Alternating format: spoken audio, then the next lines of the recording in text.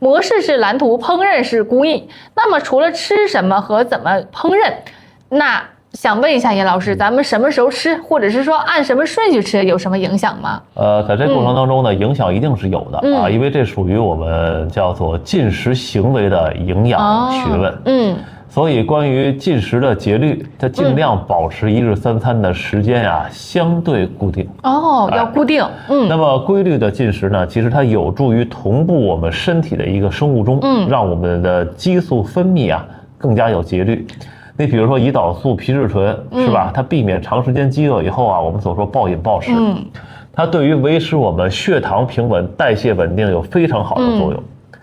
那么进餐的顺序呢，我们可以尝试一个简单的一个调整，就是先喝汤，清淡的啊，然后吃一大口蔬菜，接着我们吃蛋白质类的食物，什么肉啊、鱼啊、豆制品啊，随后再吃主食。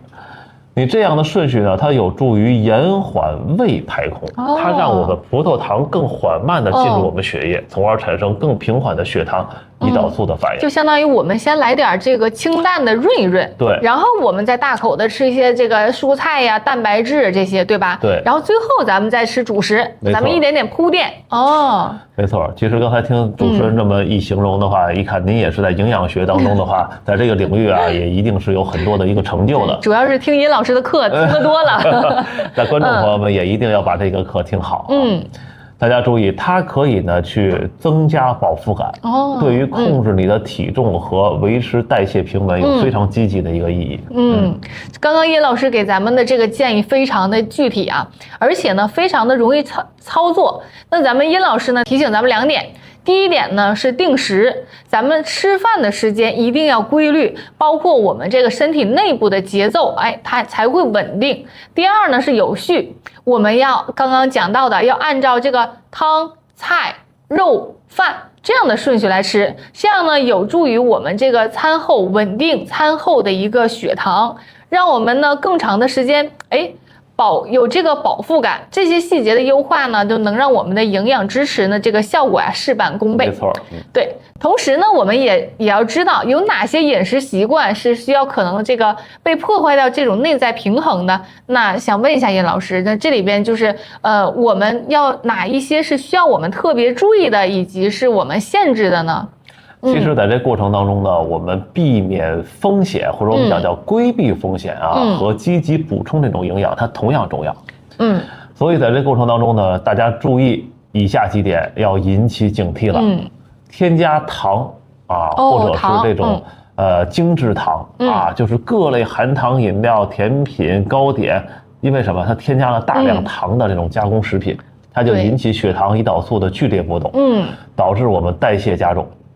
另外注意精致的碳水化合物，白米饭、白面条的这些精致的啊，它升糖速度快，营养价值相对低一点。还有什么不健康的脂肪，特别是反式脂肪，常见的一些人造的黄油啊、起酥油啊，这些包括反复油炸的食品当中啊，它都会增加我们身体的一种叫做减盐的就是身体当中的一种就是炎症的这样的负担。还有注意叫过量的饮酒，因为酒精它会干扰我们肝脏的正常的代谢功能。肝脏这个里边的许多物质其实包括一些激素这个肝脏它是转化和这个代谢当中的一个主要的场所，所以大家一定不要过量饮酒这我再次强调。还有什么呀？这个高盐的饮食，这过量钠的摄入和血压问题的一个这个密切相关。它是血压平稳大家注意，是我们整体健康非常重要的一环。所以呢，避免这些饮食的陷阱，就是为你身体平衡系统再去减负的。那感谢叶老师的提醒